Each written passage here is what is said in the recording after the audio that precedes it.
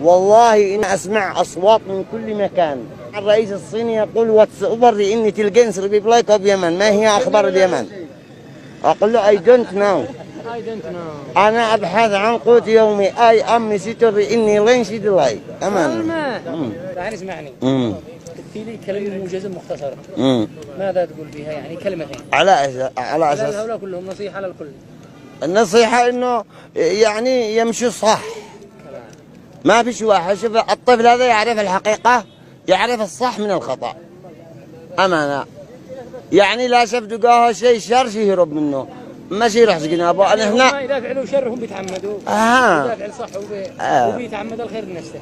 يا أخي ما فيش مجال حرام عليك. يا أخي ما فيش مجال حرام عليك.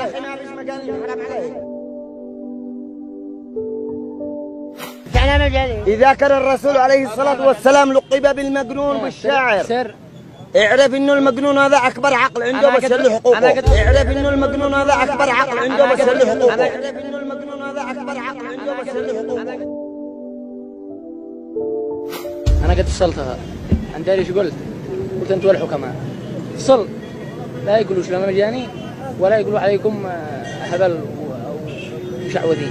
ما حنقول عليكم الا ايش؟ حكماء وعباقره وعقلاء من عباقرة العصر. طيب تقول لنا ندرسوه. ها مالش رسول.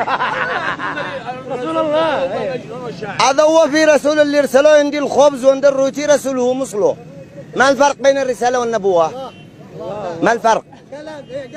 قل لي ما الفرق بين الرسالة والنبوة؟ الرسالة ما أوتي بظرف مغلف، والنبوة خبر عاجل زي ما نتكلم دحين نبأ. الرسالة ما أوتي بظرف مغلف، والنبوة خبر عاجل زي ما نتكلم دحين نبأ. والنبوة خبر عاجل زي ما نتكلم دحين نبأ.